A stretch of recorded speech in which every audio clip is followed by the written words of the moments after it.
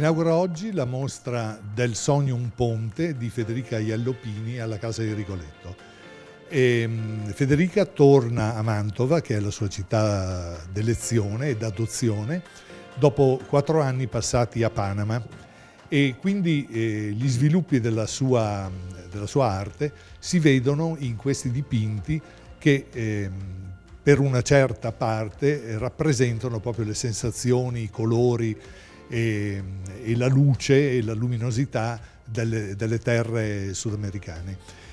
Però ci accoglie anche con un ciclo ultimo in cui il ritorno alle origini, diciamo, ha causato un raffreddamento delle tinte e una osmosi della sua ricerca, per cui questi quadri hanno una coerenza assoluta rispetto a quella che è la produzione precedente di Federica. Ora ci troviamo nella stanza delle Penelopi cosiddette, che sono appunto ancora una reminiscenza del periodo panamense, e sono rappresentate le donne dell'etnia Cuna che attraverso il loro lavoro, attraverso questi saperi antichi, stanno raggiungendo una grande autonomia dal punto di vista economico, ma soprattutto dal punto di vista dell'emancipazione personale, e quindi rappresentano veramente una delle tante conquiste del mondo femminile, cui naturalmente Federica è estremamente sensibile.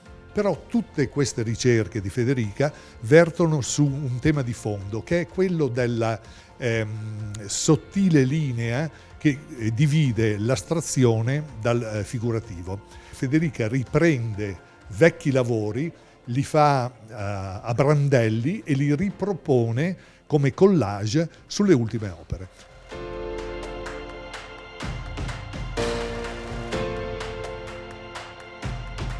Quest'opera, che viene giocata sul crinale proprio tra figurativo e astrazione, è frutto di una ricerca vera e propria che lei conduce con questa misura che la caratterizza.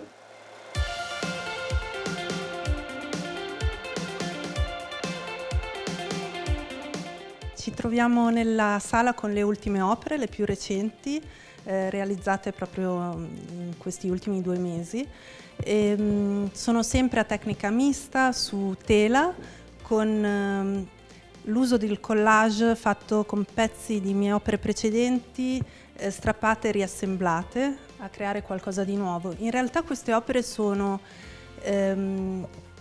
pezzi di quadri che dipingevo su carta anni fa durante le performance live su musica, spesso suonata da musicisti dal vivo, e che qualche anno dopo ho deciso in parte di strappare e di trasformare in nuovo materiale per fare una connessione tra il passato e il presente.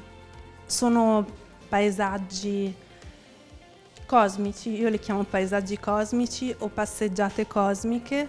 Immagino dimensioni diverse, dimensioni anche temporali diverse, quindi connessioni tra situazioni passate, presenti.